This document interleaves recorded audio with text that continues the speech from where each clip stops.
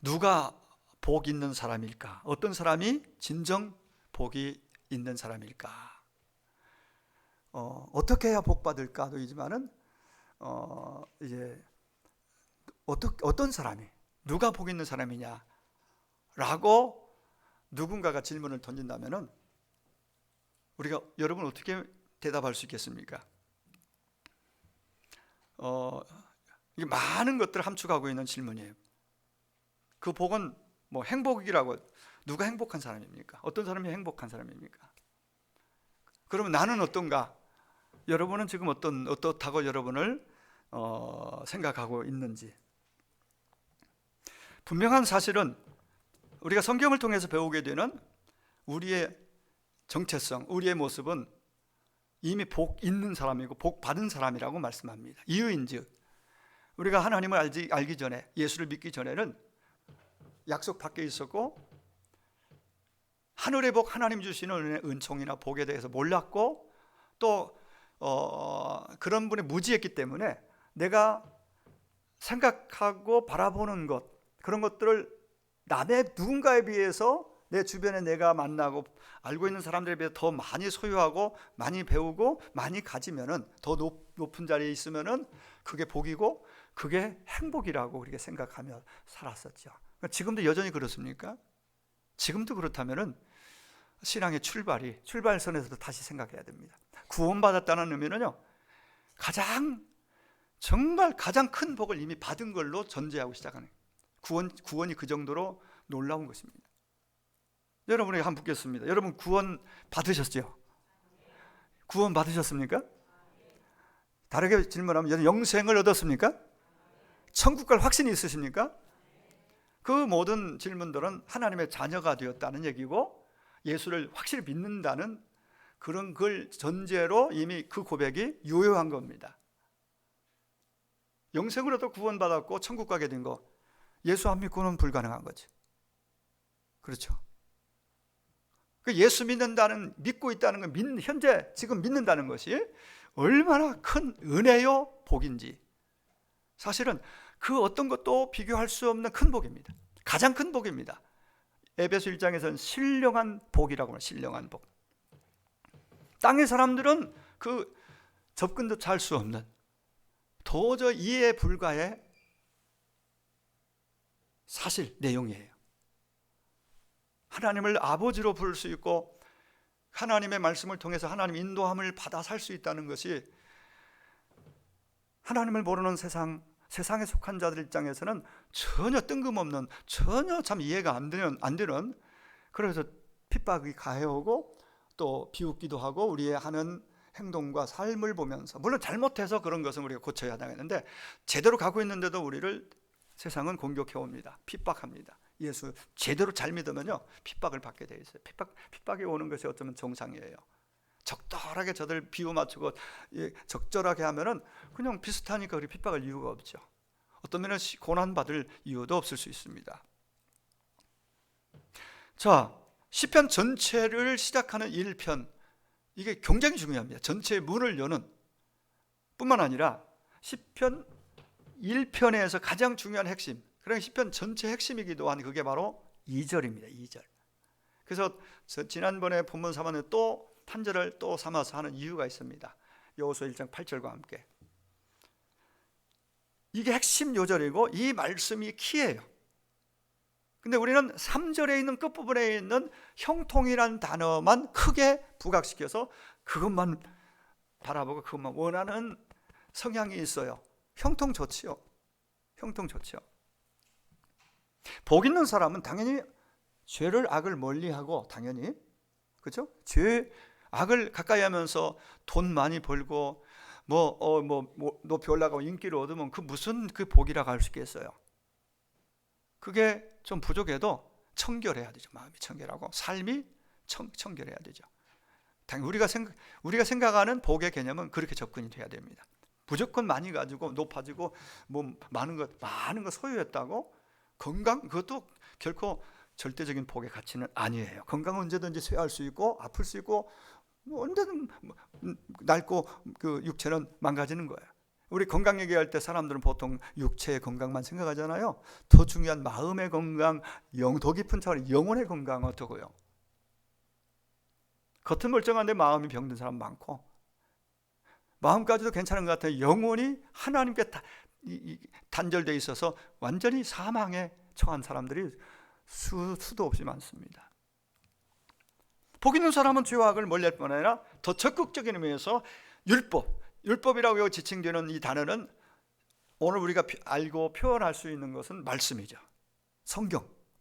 우리 누구나 들고 있는, 자유롭게 누구든지 살 수 있고 읽을 수도 있고 얼마든지 누구든지 자유롭게 소장할 수 있는 성경 말씀, 하나님 말씀이죠. 이것을 즐거워하고, 그리고 그 하나님 말씀을 주야로 묵상, 입에서 떠나지 않도록, 여호수아 1장 8절에 보면 계속 입에 붙어 있고 그 말씀이 내 삶으로 이렇게 연결될 때 그게 진짜 복 있는 사람이다. 그게 시편 1편 3절 끝부분의 형통으로 여호수아 1장 8절에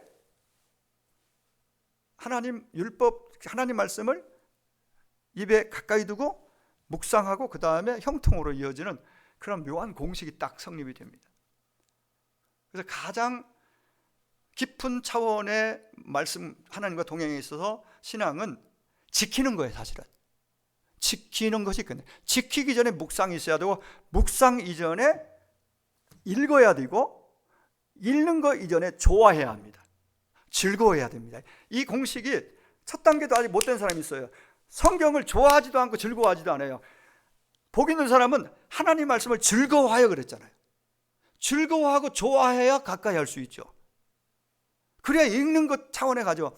여러분, 제가 질문 따로 하지 않겠습니다. 여러분, 한 주 동안 성경 한 절도 안 보고 오신 분도 있을 수 있어요. 안타깝지만 성경 아예 펴지 않고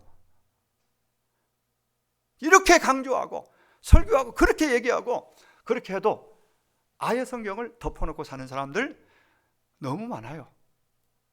그런 성도, 그런 교회가 건강한 교회일까요? 성경 없이 성경 모르고 하나님 알 수 있습니까? 하나님 뜻? 성경 말씀 덮어놓고 하나님과 제대로 동행할 수 있을까요? 한마디로 불가능합니다. 말씀 없이 불가능해요.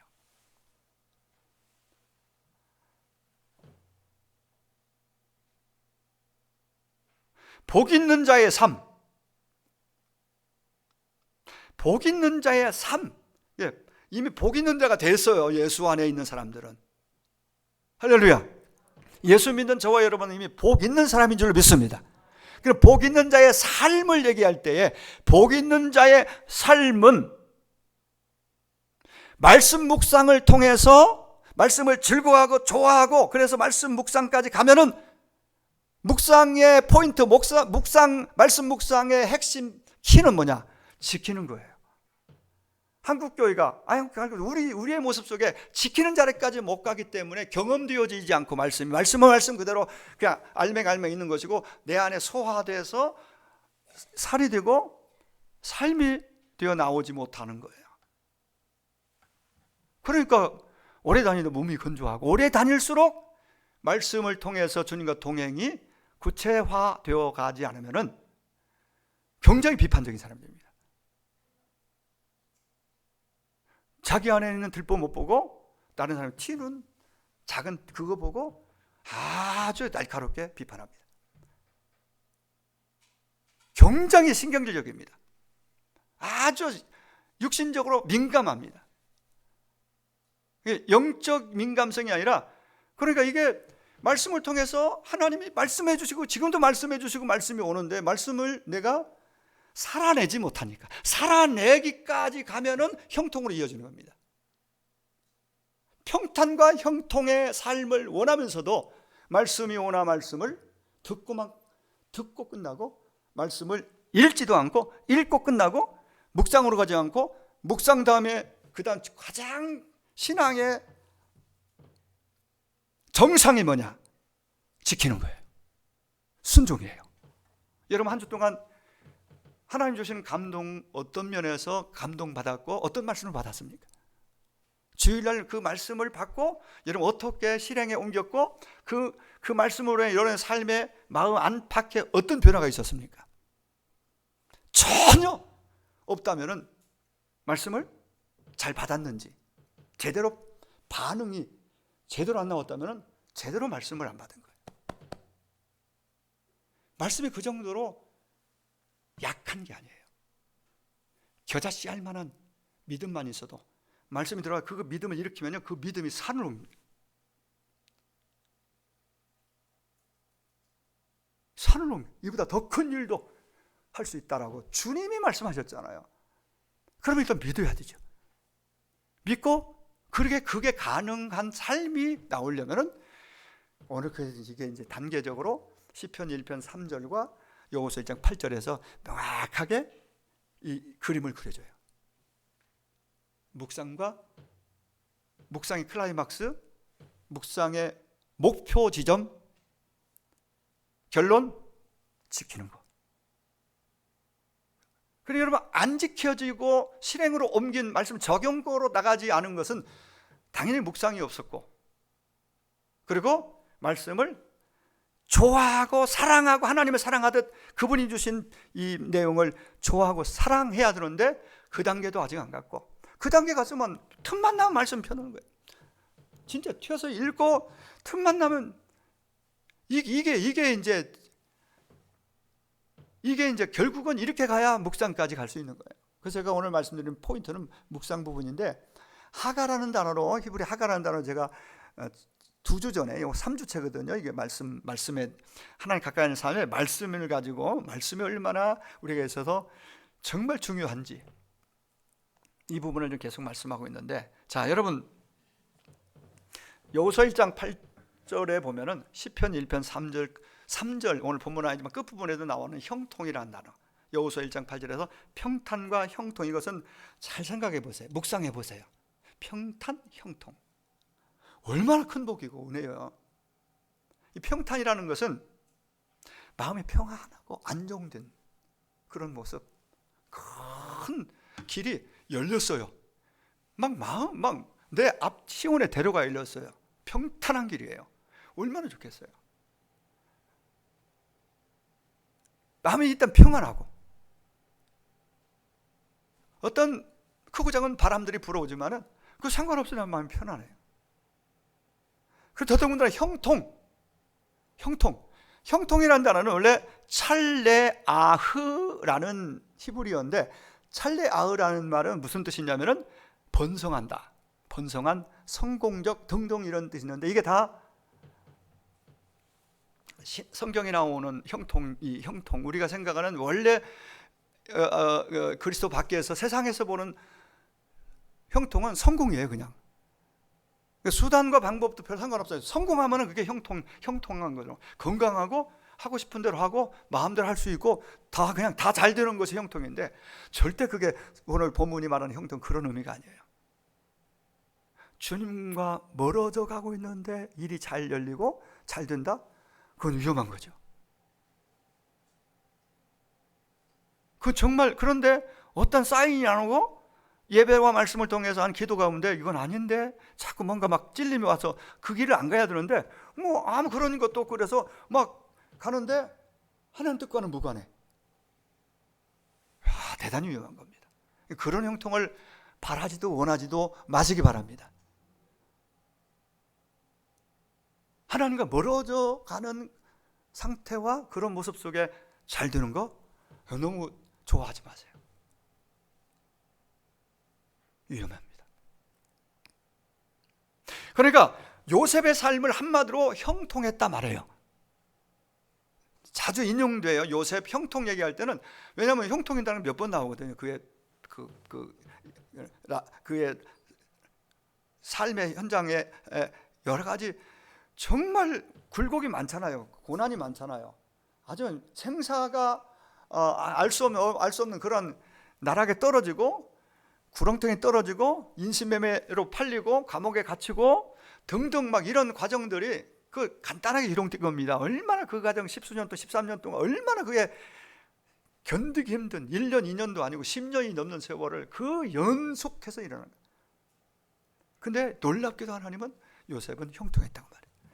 그럼 형통이라는 단어를 설명을 하면은 여호수아 1장 8절 본문 앞절과 뒤절에 보면은, 특별히 그 다음 절 9절에 보면은 형통이라는 단어를 정확하게 말해주는 한 용어가 나옵니다. 바로 함께입니다. 함께. 자, 알아들으셨죠? 누구와 함께? 누구와 함께? 하나님과 함께하는 삶이 형통이라고 말해요. 거기서 좀 더 나아가서 하나님과 함께하면서 하나님의 뜻이 이루어지는 것이 형통이라고 말했어요. 이 땅에 오신 예수님은 죽으러 오셨지만은 그 길이 몸을 입었기 때문에 아프고, 가시 찔리면 아프고 힘들고 외면당하고 막 공격받을 때 주님도 얼마나 힘드셨겠어요. 근데 그분은 하나님의 뜻을 이루는 형통, 그런 뜻을 이루러 오셨기 때문에 그 뜻을 끝까지 굴하지 않고 가셔서 우리 주님이 삶은 한마디로 형통입니다. 요셉은 예수님의 모형으로도 얘기합니다. 억울하게 막 당하고 하지만 결국은 그를 하나님이 어느 지점에 가서 높여서 여호와는, 그분은 유일무이한 오직 한 분뿐인 하나님이 있음을 그를 통해서 드러내잖아요. 열방계. 애굽이라는 그 당시에 큰 나라에 가서 그 짧은 기간에 총리가 돼가지고 아버지와 형제들, 원수처럼 자기를 대했던 그들을, 조카들까지 다 먹어 살리고 엄청난 일을 하면서 하나님의 이름을 온 땅에 알리잖아요. 하나님 뜻을 이루어간 거예요. 그래서 요셉을 형통했다고 말해요. 고난이 없다? 문제가 없다? 시험이 없다? 이게 아니에요. 심지어 몸 안 아픈 거? 안 아프고 돈도 많이 들어오고 막 정말 하고 싶은 거 다 하면서 살면은 얼마나 좋겠어요. 근데 그게 형통이 아니에요. 형통의 모양, 모습이지만은 그 진짜 형통은 그 모든 것 가운데 하나님이 여전히 나와 함께 하시면서 함께 하시는 삶의 고백과 증거가 자꾸 나오는 거예요. 아, 놀랍죠. 복 있는 자의 삶, 평탄과 형통의 길로 가는 매우 중요한 부분이 뭐냐? 포인트가 뭐냐? 바로 말씀 묵상입니다. 저는 그걸 정말 전에도 알았고 설교했지만 오늘 더 뜨겁게 알게 되고 깨닫게 되었어요. 다 같이 합시다. 말씀 묵상. 말씀 묵상하라. 말씀 묵상. 이 묵상이 얼마나 중요한 건지를 다 말씀을 쭉 준비해 오면서 더 깊이 알았기 때문에 다시 이 말씀을 가지고 선 거예요. 우리 다 평탄하고 마음이 평안하고 불안이냐 염려나 두려움 없이 평탄하고 평안하고 길도 잘 열리고 잘 되고, 그리고 그래서 형통한 인생 되기를 축복합니다. 다 원하잖아요. 그죠? 그렇게 되기를 원한다면 오늘 말씀을 귀를 기울이십시오. 답이 있습니다. 여러분, 말씀 묵상을 우리는 보통 굉장히 어렵게 생각합니다. 말씀 묵상하면은 목사님이나 아니면 특별한 사람들, 그래서 큐티집이 나왔잖아요. 큐티책이 참 종류도 많고 많습니다. 큐티가 말씀 묵상에 굉장히 근접한 영어 단어예요. 큐티. 그래서 큐티라고 말해요. 그 사실은 말씀 묵상 차원을 얘기하려고 하는 거거든요. 근데 묵상은 어떤 방법론적이 어떤 큐티책으로 하느냐, 이거 중요하지 않아요. 사실은 그거 없어도 말씀을 여러분이 좀 이따 말씀드려요. 일단 즐거워해야 하죠. 즐거워하고 좋아해야 돼. 좋아하고 즐거우니까 가까이 두고 좋아하니까 펴서 한번 읽어봐. 오늘도 내일도 수시로 읽다 보니까 뭔가 눈에 싹 들어오거나 마음에 딱 찔리거나 감동되는 부분이 있어. 그러면 그거 잡고 하나님 앞에 묻는 거예요. 하나님, 이 말씀이 너무 좋은데 일단 좋아요. 하나님, 어떤 의미예요? 내가 어떻게 하면 좋겠어요? 이 말씀할 때 자기가 뭘 말씀하고 싶은 거예요? 라는 식으로 순수하게 그 말씀 안에서 하나님께 묻는 거예요. 위에 계시지만 내 안에도 성령으로 와 계시잖아요. 내 궁금해서 물으면 주님은 감동으로 포인트를 찝어주고, 음성까지는 아니라도 어떤 때는 음성으로 들려줄 수 있다고 봅니다. 하나님이 세미하게. 그 부정하면 안 돼요. 계시적인 음성은 아니지만은 말씀 읽다 궁금해서 물었더니 하나님이 그건 이런 거니라고 마음의 울림으로 감동 줄 수 충분히 그럴 수 있습니다. 그런데 한 번, 두 번 경험하면 말씀이 너무 좋아지는 거죠. 말씀을 너무너무 막 말씀 자체를 즐거워하는 거예요. 그러니까 펴지 말라고 펴고 읽지 말고 읽고 깊이 들어가는 거예요. 한 단계 또 한 단계. 방법론적인 것이 아니고 말씀을 가지고 하나님과 교제가 포인트예요. 하나님 교제하는 것입니다. 교제는 혼자 하는 거 아니잖아요. 상대가 있어야 되잖아요. 그죠? 교제하는 거예요. 우리 기독교에서 말하는 우리 성경이 말하는 신앙은, 기독교 신앙은 명상이 아닙니다. 독백이 아닙니다. 수양하는 것이 아닙니다. 내가 있고 확실한 믿음의 대상이 계십니다. 여러분, 믿음의 대상이 누구죠? 어떤 분이시죠? 하나님이세요. 그 하나님을 우리 성경을 통해서 창조주라고 들었고 배웠고 알고 믿고 있죠. 창조주 하나님입니다. 그 창조주가 만물을 하늘과 땅과 바다를 지으시고 그 가운데 나를, 여러분을, 인간을 하나님의 인격자로, 형상을 가진 인격자로 만드셨어요. 인격을 가졌으니까 하나님도 인격, 나도 인격, 그리고 교제하는 존재입니다. 하나님 교제하는 존재로 가끔 만나서 안부 묻는 관계가 아니라 친밀하게 교제하기 위해서 하나님은 우리 존재를, 그런 영광스러운 존재를 만드셨다는 거예요. 한번 물어봅시다. 하나님이 만물을 지으신 거 믿으십니까? 이게 창조신앙 기본. 하나님이 여러분을 지으신 걸 믿으시지요? 여러분 자녀는요? 여러분이 낳았잖아요. 여러분을 통해서 자녀들이 이 땅에 나왔어요. 근데 그 모든 오르고 오르다 보면 아담을 지으신 하나님이 통해서 계획 가운데서 오늘 여기까지 내가 왔고 자녀들이 왔고 손주들 왔고. 그러면 이것만 가지고도 다른 거 복잡할 거 없습니다.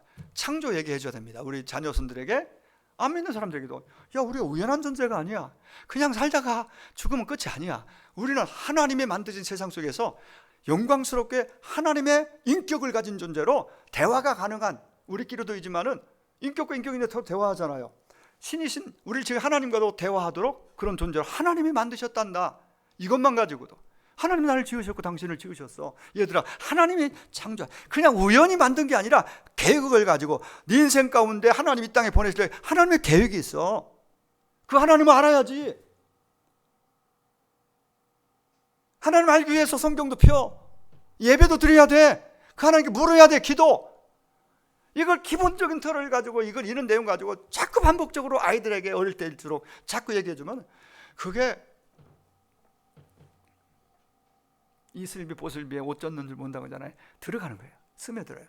소나기처럼 한 번에 딱 하고는, 그냥 1년에 한 번 정도 딱 하고는 입 닫고 있다가 가끔 하지 말고 자주 식탁에서도 얘기하고 자연스럽게 자꾸 하나님이, 너는 존귀한 하나님의 자녀야. 라엘, 너는 하나님께 속한 자 라엘이야. 축복하는 거죠. 너는 어디에 있든지 하나님이 너를 보고 계시고 너와 함께 하셔. 이런 아주 일상에 많이 들었고 알고 있는 걸 믿음으로 선포하는 거야. 가르쳐 주는 거예요. 또 전도 대상자에게도 그 얘기를 이렇게 주저하지 말고 자연스럽게 확신을 가지고 얘기해 주면, 확신 있는 그 확신 속에 나오는 그 언어는요, 힘이 있습니다. 전달력이 있어요. 그럼 들으면서 처음에 그래, 야, 그런 소리 하려면 나 전화하지 마 하지만은 또 만나면 또 얘기하는 거죠. 더더군다나 집에서 늘 만나는 우리 자녀손들이나 늘 만나는 그 관계에서는 자연스럽게 얘기하고 듣기 싫으면 일단 얘기했고 그럼 딴 얘기하다가 또 가끔 또 얘기하고 그러면서 하나님이 사인을, 그러면은 굳게 닫혔던 여리고성처럼 닫혀있던 그 굳어진 마음이라도 어느 순간에, 제가 기도하고 있는 그 남편들 가운데서 어느 순간에 어느 환경과 상황이 되면은 하나님, 아내가 기도하고 있고 자녀가 기도하고 있고 내가 기도하고 있고 주변에 기도하고 있으면 순간에 어디로 가겠어요? 주여, 불쌍히 여겨주세요. 제가 잘못했습니다. 주님, 이제부터라도 저를 제가 하면서 돌아올 날이 있다는 얘기죠. 자꾸 얘기해줘야 돼요.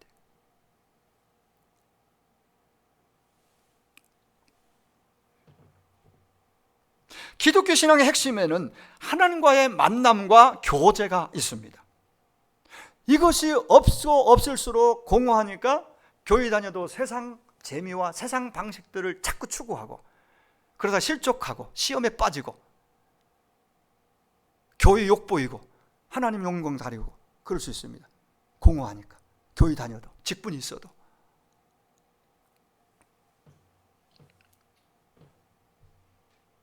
우리가 하나님과 만나고 지속적으로 주님이 원하시니 그분과의 교제하기 위해서는 반드시 말씀이 필요합니다. 말씀이 필요합니다. 그 말씀이 새로 들려오는 말씀이 아니라 이미 여러분에게 가지고 있는 주신 바 된 이 성경이 바로 그 말씀이에요. 그러므로 말씀을 펴고 읽고 묵상하는 것은 우리 신앙의 그 본질적인 문제를 다루는 신앙의 핵심입니다. 인격적이신 하나님은 우리와 이야기하고 교제하기를 원하십니다. 우리 존재 자체가 창조의 목적 가운데 친밀한 하나님과의 교제를 위해서라고 예배하는 자로 찬양하는 자요, 일방적으로 그러고 그냥 끝나는 것이 아니라 하나님은 또 우리에게 말씀하시고 이렇게 서로 교제하는 자로 우리를 만드셨다는 거. 여러분, 본래 하나님의 형상대로 지음을 받은 인간이 당연히 하나님과 교제가 가능했고, 타락 에덴 동산에 거닐 때는 하나님과 아주 자연스럽게 교제하고 이렇게 친밀한 동행이 있었습니다. 그러다가 죄로 인해 하나님과 교제가 끊기는 불행이 찾아왔습니다. 쫓겨났고 에덴에서 그때부터 불행의 시작, 죽음이 왔고, 놀랍게도 하나님은 우리를 그 상태로 버려두지 아니하시고 끊어진 교제를 회복시키기 위해서, 관계를 회복시키기 위해서 예수님을 이 땅 가운데 보내주신 줄로 믿습니다. 그분이, 그리스도가 이 땅에 오셔서 죄 없는 그분이 십자가를 친히 짊어지시고 약속대로 십자가에서 살을 찢고 피를 쏟아 흘려주심으로써, 그리고 부활하심으로써 우리가 이제 죄의 문제로 더 이상 두려움 속에서 사망을 기다리는 사망에 눌린 자로 살지 않고 이제는 하나님께로 나와서 그분을 예배하고, 그분이 나의 아버지임을, 내가 그분의 자녀임을 영광스럽게 생각하며 예배하고 그분과 이제는 교제할 수 있는 존재로 회복시켜 주신 줄로 믿습니다. 주님이 그렇게 해주셨습니다. 그러므로 구원받은 하나님의 자녀는 말씀을 통해서, 살아있는 이 말씀을 통해서, 성경 말씀을 통해서 하나님의 교제가 가능하게 되었으니 우리는 말씀을 좋아하고 즐거워하고 사랑해야 될 줄 믿습니다. 정말 하나님이 원하시는 것은 어려운 것이 아니에요. 네 가지고 있는 북한에서는 성경 가지고 소장도 못하지만 읽다가 걸리면 정치 수용 이건 사형이라잖아요. 그런 나라에서도 성경 어떻게든 이 말씀을 먹기 위해서, 말씀을 듣기 위해서 그 엄청난 그 희생을 감수하면서까지 그렇게 하는 얘기들을 들을 때에 우리는 너무나 자유가 있고 평화롭고 성경책 살 돈도 있고, 아니 이미 사놓은 성경이 쌓여 있는데도 그냥 덮어놓고 있는 거예요. 덮어놓고 있다는 건 성경 교회 다녀도 하나님 사랑한다고 말하지만 성경을 사랑하지 않는 거예요. 정확하게 말하면 성경을 사랑하지 않는 것은 그분의 말씀인데 하나님을 사랑하지 않는 거예요. 사랑해도 조금 사랑은 하겠죠. 예수 믿고 구원받았으니까. 근데 조금, 여기서 이만큼 사랑하게 될 수 있기를 바랍니다. 그것이 되면 성경을 펴니다. 좋아하게 됩니다. 성경을 즐거워하며 그랬잖아요. 율법을 주야로, 즐거워야 주야로 묵상인가 뭔가를 하죠. 예? 즐거워하지도 않는데 펴겠어요? 펴지 않는데 읽겠어요? 읽지도 않으면서 묵상이 가능하겠느냐고요. 묵상해서 뭔가 주의 메시지가 내가 딱 들어와야 지키든지 말든지 해야지, 지키는 데까지는 꿈도 못 꾸는 거예요. 그러니까 한 번이라도 듣는 것으로 나는 오늘 예배 드렸다, 성경 한 일독 하는 거 하면서 한 일독 했다, 이게 아니에요. 내 영혼이 살고 죽는 문제까지 달려있어요. 말씀을 어떻게 대하느냐. 말씀 묵상은 그 자체가 목적이 아닙니다. 말씀 묵상을 통해서 하나님과 교제하는 것입니다. 하나님 동행하는 것입니다. 하나님 사랑을 경험하는 것입니다. 그분이 내 안에, 내가 그분 안에 있음을 오늘 또 그로 인해서 찬양하고 입술의 고백이 달라지고 삶의 모습이 달라져 변화를 통해서 자녀들이, 가족들의, 이웃들이 정말 예수 믿는 당신을 보니까, 엄마를 보니까 정말 있는 것 같다 하나님, 이렇게 여전히 그 입에서 거친 말이 나오고 여전히 실수하는 걸 기다리지도 못하고 격려하기보다는 신경질 내고 공격하고 비판하고 이런 모습이라면 50년을 교회 다니고 직분이 목사요 장로요 권사라 할지라도 그게 큰 의미가 있겠어요? 하나님 보실 때는 정말 답답하고 안타까울 일이죠. 자라나야 됩니다. 전진해야 됩니다. 중요한 것은 하나님과 교제 가운데 하나님이 누구신가를 더 깊이 알아가는 것입니다. 하나님과 교제를 하다 보면 하나님이 누구신가를 알게 되어집니다. 정확하게 더 많이 알게 됩니다. 알아가는 것이 중요합니다. 하나님과의 교제를 통하여 하나님 누구신지를 알아가면서 하나님과 더 친밀해지고 하나님에 대한 신뢰가 쌓이는데 이게 바로 믿음입니다. 믿음이 세워지는 것입니다. 믿음이 깊어지는 것입니다. 말씀을 통해 하나님 교제를 나누다 보면 하나님이 내 인생 가운데 구체적으로 다가오셔서 말씀하시고 나를 인도해 주시고 동행해 주시는 분임을 오늘도 내일도 경험하게 되는 거죠. 그러니까 이런 하나님과의 말씀을 통한 교제와 묵상을 통한 하나님이 나의 하나님 되심, 그리고 그분이 내 안에서 말씀하시고 나는 그 말씀에 반응하고 이러한 삶의 어떤 그게 없이 직분과 사역만 많으면 결국은 탈진이 오고 매너리즘 탈진이 오고 무기력해집니다. 그래서 그런 모습 중에 하나가 남을 밝게 보지 못해요. 영적으로 건강하지 않은 증거죠. 상당히 부정적으로 모든 걸 평가하고 그렇게 결론을 내립니다. 하나님과 친하지 않은 증거고 말씀이 마음에 바닥났다는 증거예요. 은혜도 바닥나고 그 은혜가 흘러올 수 있는 말씀을 통해 하나님과 깊은 교제의 자리로 나아가면 나아갈수록 짐이 많이 짊어지고 사역이 많아도 그 기쁨으로는 이뤄낸다니까요. 그런 분들 많이 봐요. 짐을 내려놓고 그냥 그게 자유고 그 진리가 주는 자유가 아니잖아요. 내 쉬운 방법과 내 마음에 끌리는 대로 막 가는 것이, 물론 교회 주일날도 오고 또 뭐 맡겨주신 일을 하는데 근데 그 기쁨도 없어. 그 안에 섬기면서 수고를 아끼지 않고 막 섬기고 헌신하면서도 막 자유가 있고 거기서 기쁨이 막, 이게 말씀 묵상을 통해서 하나님과 가까이 친밀해지고 동행하는 자의 결과물이에요. 열매예요.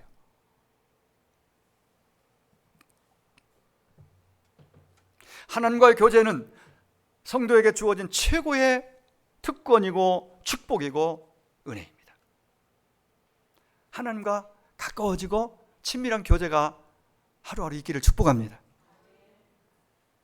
이 교제는 말씀 묵상과 기도가 핵심입니다. 기도 부분은 좀 따로 얘기하겠습니다. 말씀 묵상. 자, 그럼 말씀 묵상 어떻게 해야 될까요? 첫 번째는 아까도 얘기했어요. 말씀 묵상을 하는 건 다음 차원이고, 말씀 묵상으로 가기 위한 첫 번째 단계가 말씀을 좋아해라. 뭘 좋아하라고요? 말씀 좋아하시는 분 한번 손 들어보세요. 네, 손 내리시고 말씀을 매일매일 읽는 분 손 들어보세요.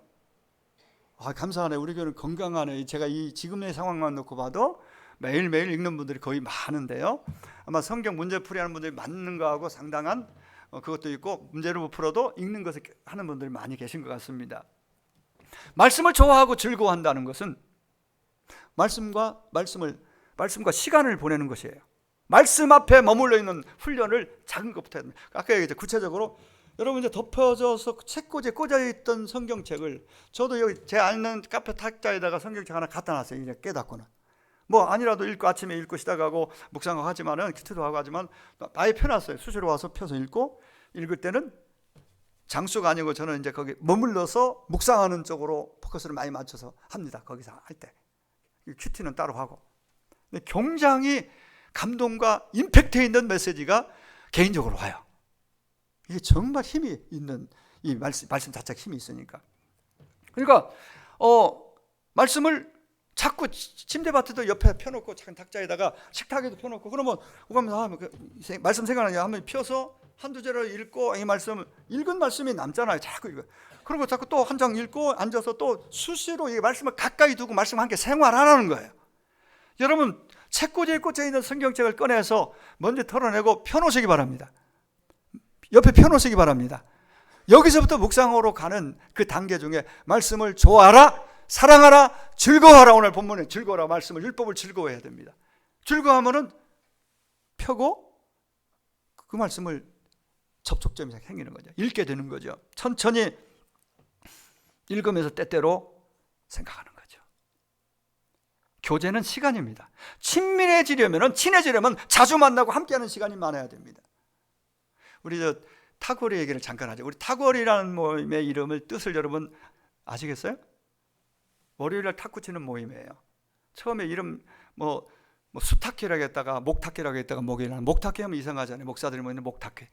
수탁회는 또 이리저리 이름 막 하다가 나는 탁월회 하니까 탁월한 이름 탁월하다 하잖아요. 그 월요일날 모여서 탁구 치는 모임 목사들. 돈도 안 들고 그냥 아주 근데 3명이 시작했는데 지금 얼마나 부흥했냐면은 14년째 되는데 목사들 모이기 어렵고 이런 모임이 전국에서도 거의 없다고 그래. 기자도 와서 인터뷰하고 방송에도 나가고 그래서 이게 우리 탁월의 모임이 54명이에요. 지금. 목사님들, 사모님들도 이제 같이 부부로 오는 경우도 있고 우리 같은 부부가 같이 가요.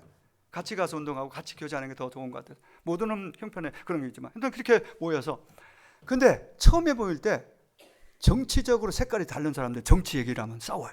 목사들도. 굉장히 민감해. 그리고 너희들 당신들 여기 운동하고 싶으면 시작은 취지가 운동하고 서로 편한 목회 얘기하면서 서로 위로하고 격려하고 힘을 얻는 자리로 운동도 하고 힘 얻는 자리인데 교제하는 자리인데 이 교제의 자리에 와서 뭐 하는 거야? 당신 그러려면 오지만 막 그렇게 강하게 제가 막 제재도 했어요. 싫었겠지만 그분들이 떠난 사람은 거의 없고 있는데 지금 다 바뀌었어요. 거의. 굉장히 부드러운 건 둘째치고 실력과 상관없이 그냥 매주 모이는 이렇게 모일 수 있는 장소를 제공하고 다이를 거기 이미 기본인당 이렇게 추가로 이렇게 할 수 있고 이런 여러 가지 여건과 카페가 있고 여러 좋은 여건들이 있는 것도 한 큰 목을 했죠. 서울에서 수원에서 안산에서 군포, 의왕, 안양 여러 도시에서 와서 너무너무 좋아하는 거예요. 공통점은 행복하고 좋다는 거예요. 모임이. 그 이유 중에 하나가 오면은 허그를 해줍니다. 일단 허그해주고 이렇게 인사가 허그예요. 미국에는 많이 하지만 우리 허그 잘 안 하잖아요. 코로나 때는 좀 안 하다가 다시 허그. 그러니까 그게 굉장히 위안이 되고 힘을 와서 얻는다고 그래 얘기하면서 굉장히 좋은 모임으로 목사님들 모여 운동하고 차 마시고 서로 그 지역은 또 공장 지역이라 4,000원 하던 게 지금 원래 6,000원이지만 뷔페식으로 식당도 잘 싸잖아요. 6,000원에 실컷 먹을 수 있고 그 커피 마실 수 있는 공간이 있고 운동할 수 있는 공간이 있고 좋은 사람들 처음에는 그렇게 안 좋았어요. 처음에는 별로 안 모임들이. 근데 지금은 참 그렇게 너무 분위기가 좋은. 자, 제가 무슨 얘기를 하려고 하냐면 친밀함이에요. 교제예요. 어떻게 그렇게 교제가 활성화되고 부흥했을까요? 그 모임이 매주 모이니까.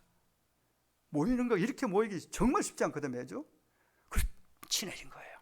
하나님과 친해지기 위해서는 친밀해지려면 매일매일 가능하면 매일매일 하나님이 날 사랑해 주신 러브레터 연애 편지 같은 이 정말 너무너무 내가 사랑하는 짝사랑하는 거 짝사랑 수준이에요. 나는 상관없이 주님이 나를 사랑하시는 게 하나님이. 그래서 독생자도 보내시고 직접 그리고 성경을 이 말씀을 우리에게 사랑한다고 말씀하시면서 주셨는데 그분을 좋아하고 사랑한다면 그분 보내주신 연애 편지도 자꾸 읽어봐야 돼요.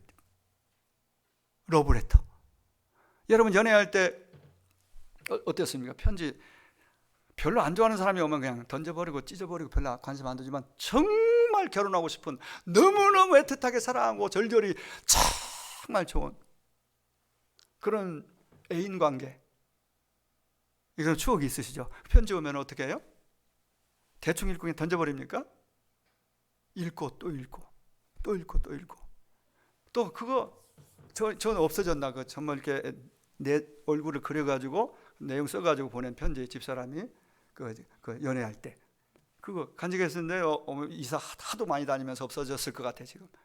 그 꺼내서 보고 또 읽어보고 그냥 그게 그 소리인데도 그렇게 좋아. 그게 정상이에요. 연애할 때. 주학이 그런 사람 생기기를 바라요. 가영이도 그렇고 장가고 시집가는 게 부모가 효도하는 거야. 그런 정말 그걸 그대로 가지고 와서 하나님이 나를 사랑하셔서 보낸 러브레터라고 성경이. 그런 이 러브레터를 내가 하나님을 말로는 사랑합니다. 하나님 사랑해요 사랑했는데 말뿐인 사랑이야. 그분이 보낸 편지는 별로 관심 없어. 세상에 더 관심이 많아. 이러면 되겠느냐? 그러고도 기쁨이 있니 없니? 예수 믿는 게 재미 있니 없니? 그러고 이러쿵 저러쿵 그럴 수밖에 없죠. 가장 중요한 걸 놓치고 있는 거예요. 자, 오늘 여기서 결론을 내려고 합니다. 일단 하나님과 친밀해지려면은 그게 하나님 가까이 하고 그분과 친밀하게 그분과 함께 여러분이 그래서 평탄과 형통이 약속된 이 복이 여러분의 복이 되기 위해서는 그분과 친밀해져야 하는데 친밀해지기 위해서는 오늘 셀 모임에서 나눌 내용 뒤에 문제까지는 다루지 못했어요. 제가 아무 앞에 강조하다 보니까 알아서 나누시고 다음 주에 또 나누면 되니까. 자, 그것이 그 친밀해지려면은 일단은 성경으로 돌아갑니다. 시편 1편 3절 말씀을 즐거워해야 됩니다. 말씀을 좋아해야 됩니다. 하나님을 사랑하십니까? 그분이 보내주신 편지를 좋아하시기 바랍니다. 그 편지를 사랑할 수 있기를 바랍니다. 그러면 그것이 됐으면 펴는 건 쉬워요. 덜 사랑하면 잘 안 펴져요. 주님을 사랑하는 사랑이 깊어져서 성경 일단 펴시기 바랍니다. 펴시기 바랍니다. 가까이 두고 자꾸 펴세요. 그분은 말씀 앞에 있어야 되니까 펴고만 있지 말고 핀 이유는 뭐예요? 읽기 위해서. 묵상은 아직 뒤에 있어요. 읽기 위해서. 그러니까 펴고 읽으시기 바랍니다. 읽으세요. 매일매일 자주 폈으면 읽으세요. 읽다가 어느 부분에서 여러분 마음에 이런 말씀이 있었나? 저도 그래요. 그렇게 많이 읽었는데도 이 말씀이 언제 있었? 그렇게 새롭게 그런 느낌이 그런 감동이 드는 말씀 내지는 주님 말씀하시네? 이런 말씀 어떤 감정과 자기 느낌과 상황에 따라서 주시는 메시지를 딱 그때 그 말씀을 붙잡고 머무르세요. 그리고 그 말씀을 붙잡고 물어보세요 하나님께. 근데 구체적인 거 지금 전 단계를 말씀해. 그럼 물어보 하나님 어떻게 하기를 원하세요? 하나님 사랑해요. 주님 사랑하셔 주신 말씀이 제게 이렇게 느껴지고 이런 말씀 너무 좋네요. 어떻게 할까요? 어떻게 하기를 원하세요? 라고 그게 기도죠. 묻는 거예요. 대화죠. 그러니까 하나님을 가까이 하는 삶 가운데 말씀 묵상 가운데 중요한 것은 대화예요. 대화. 그러니까 여러분들 이 말씀을 읽다가 머물러서 어떤 말씀을 가지고 하나님 물어보세요. 아무 대답 없어도 실망하지 마세요. 대답 안 할 때 있어요. 아무 감동 안 하고 그런 건 지나가 그러다가 또 오면 또 묻고 그렇게 하는 게 묵상이에요. 네. 그러면서 믿음이 한 단계 또 한 단계 이렇게 지경이 넓혀지고 깊어지면서 정말 그분이 경험되어지고 네. 요한복음 15장 5절에 있는 열매가 풍성한 열매가 나타납니다. 그러면 묵상의 가장 클라이막스 절정은 바로 적용인데 적용은 바로 순종이죠. 순종하면은 지키면은 열매가 즉 그 열매는 뭐라고요? 평탄과 형통 그 속에 다 들어있어요. 이런 은혜가 따르는 달리는 열리는 그러한 삶이 이어질 줄로 믿습니다. 이번 한 주도 하나님을 가까이 하셔서 말씀을 더욱더 가까이 하셔서 사랑함으로 가까이 하고 펴고 읽고 또 머물러서 어떤 때는 그 말씀을 가지고 묻고 그러는 가운데 정말 주님이 내게 주시는 감동과 말씀을 지키는 자리까지 가서 여러분들이 평탄과 형통의 은혜를 누리는 한 주가 되기를 주의 이름으로 축원합니다. 기도하겠습니다. 우리 같이 통성으로 한 2분간만 기도하겠습니다. 다른 거 기도하지 마시고 오늘 말씀 들으셨으니 말씀 붙잡고 간절함으로 진심으로 믿음으로 기도하기를 원합니다. 기도하겠습니다.